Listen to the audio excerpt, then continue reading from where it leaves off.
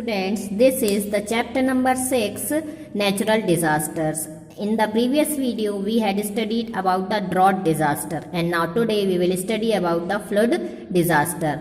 Accumulation of the large quantity of water on a big area which causes loss to the lives and property is called flood.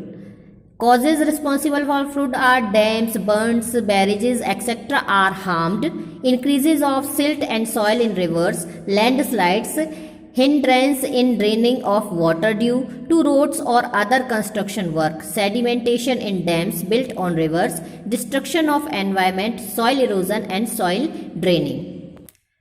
तो children, किसी भी big area में water का बहुत ज़्यादा मात्रा में आ जाना और फिर उस स्थान की पूरी लाइफ को, प्रॉपर्टी को नुकसान पहुंचाना, यही फ्लड है, यही बाढ़ है। अब बाढ़ आने के बहुत सारे कारण होते हैं, बहुत से बर्न से बैरेजेस हैं, इनको नुकसान पहुंच जाना, उनमें क्रैक आ जाना, या फिर रिवर में जो सॉइल है वो और सिल्ट वो इंक्रीज हो जाना, लैंडस्लाइड हो जाना, एनवायरमेंट का डिस्ट्रक्शन, जिस तरह से कि आप देखते हैं कि सॉइल इरोजन होता है या फिर पेड़ों की कटाई होती है, एनवायरमेंट डिस्टर्ब होता है, ये सारे जो कारण हैं ये रिस्पॉन्सिबल होते हैं बाढ़ आने के लिए। Floods are caused due to increase in the level of water in water reservoirs, river crossing their banks due to heavy rain, breaking of dams due to storm and tornado etc. इसके साथ साथ बहुत ज़्यादा heavy rain हो जाना वो भी एक बहुत बड़ा कारण है फ्लड के बाढ़ आने का, और कोई स्टॉर्म है या कोई टोर्नेडो है वो भी आ जाते हैं जिसकी वजह से भी बाढ़ें आ जाती हैं। और एक कारण deforestation.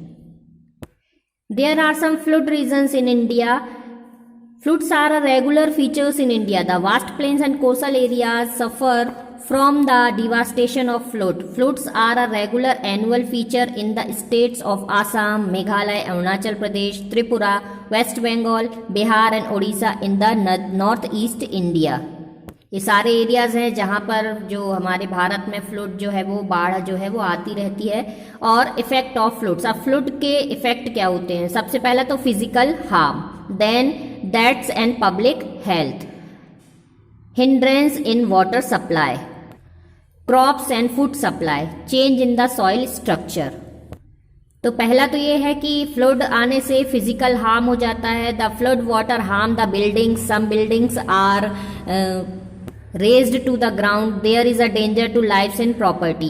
That's and public health. People and cattle drowned die in the flood water. Epidemic, diarrhea, bacterial infections, malaria, etc. spread. Hindrance in water supply. The water sources get contaminated and there is problem in supply of potable water. Crops and food supply. The fields are inundated and the grain go downs are also harmed and damage is caused to food grains. And change in the soil structure, the soil is also affected and due to sea water there is a danger of soil becoming salty.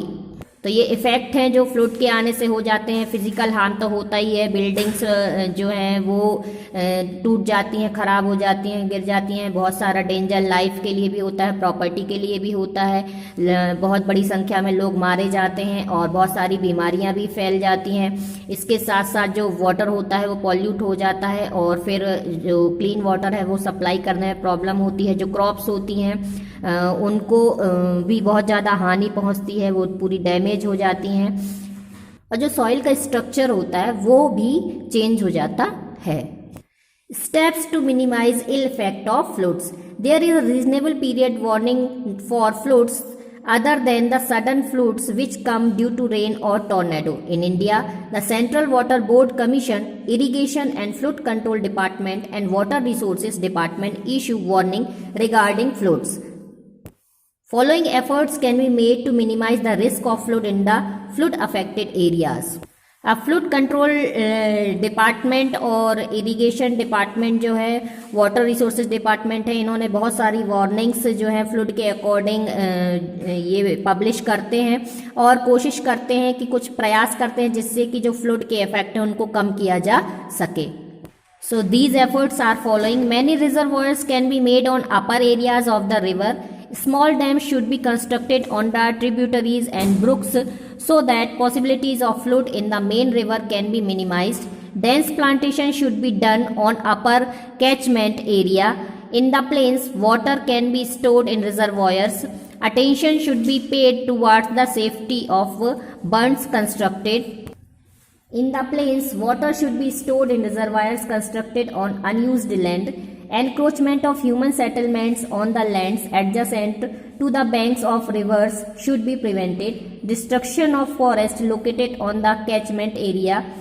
Landslide can be controlled by ensuring only limited use of explosives for construction of roads in the mountainous area.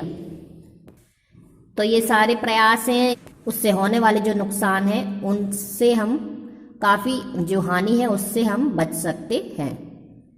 Now, earthquake. This disaster abruptly crops up. It can come at any place, anytime, and without any warning. As the waves move away from the epicenter of the earthquake, its intensity goes diminishing. Earthquake affects in two ways. Firstly, it creates waves around the epicenter and the effect horizontal. The second effect is on the undersurface of the earth. This effect is perpendicular types. This form the earthquake is very destructive. The point from where the earthquake starts is called the epicenter of the earthquake. In the beginning, waves and shaking are experienced. The waves that spread are called earthquake waves. The intensity and effect of the earthquake is measured on the Richter scale. Earthquake जो है एक बहुत ही भयानक कहना चाहिए disaster है. यह कभी भी किसी भी स्थान पर किसी भी समय आ सकता है और बिना कोई वार्निंग दिए. अर्थक्वेक का जो मेजरमेंट है वो रिचर स्केल पर किया जाता है. अर्थक्वेक दो तरह से अफेक्ट करता है, एक तो हॉरिजॉन्टली और दूसरा परपेंडिकुलरली. जो हॉरिजॉन्टली जब वो करता है तो जो वेव्स होती हैं उसके अराउंड ईपी सेंटर जो उसका होता है उसके अराउंड जो है वहां पर हलचल मचा देती है, वहां पर क्रिएट होती हैं. और जो सेकंड है वो अर्थ के अंदर ही होता है और यह परपेंडिकुलर टाइप जो होता है बहुत ही डिस्ट्रक्टिव होता है. वह पॉइंट जहां से अर्थक्वेक स्टार्ट होता है वह ईपी सेंटर कहलाता है अर्थक्वेक का. It is believed that the earth surface is made of big plates. These plates shift towards each other due to Earth's internal heat. Their shifting or expanding causes earthquake. यह माना गया है कि जो अर्थ की जो सरफेस है वह उसमें बहुत सारी प्लेट्स हैं, बिग प्लेट से मिलकर के बनी है. जब ये प्लेट्स इंटरनल हीट के कारण इधर से उधर या तो शिफ्ट होती हैं या बढ़ती हैं तो इन सारी वजहों से अर्थक्वेक आ जाते हैं. Now earthquake prone areas in India. India can be divided into 5 areas on the basis of effect and dispersal earthquakes. Highest earthquake prone areas, more earthquake prone areas, medium affected areas, low danger area and normal area. The areas where the danger is maximum are Himalayan region, which includes Himachal Pradesh, Uttarakhand, North Bihar and parts of northeast India. Besides are of Kutch and Konkan are also more dangerous area. So children, you can see in this map very high affected area. These are the very high affected areas and high risk affected area. You can see high risk affected area. Now moderate risk affected area. Here are the moderate affected areas. Now low risk affected areas, which is shown in yellow color. Low risk affected areas and no risk. These are the no risk affected areas. Now effects of earthquake: physical loss, loss of lives and other creatures, effect on public health, water supply is affected, obstruction in the transport network, obstruction in the electric supply and communication network. अब earthquake से होने वाले जो नुकसान है वो है physical loss तो होता ही है, इसके साथ जो जिंदगियां हैं वो भी खत्म हो जाती हैं, क्रिएचर्स भी खत्म हो जाते हैं, पब्लिक हेल्थ भी अफेक्ट होती है, वाटर सप्लाई अफेक्ट होती है, ट्रांसपोर्ट नेटवर्क अफेक्ट हो जाता है और जो इलेक्ट्रिक सप्लाई है और कम्युनिकेशन नेटवर्क है वो सारा डिस्ट्रक्ट हो जाता है. Now how can to minimize the ill effect of earthquake. So first, The designs of houses in earthquake-prone areas should be prepared in consultation with the architectural engineers. The Indian Standards Bureau has published building code and guidelines for construction work in earthquake-prone areas. The architects, builders, contractors, designers, financial and concerned government officials, also house owners should be sensitized and trained in this direction, and suitable training program should be designed for this.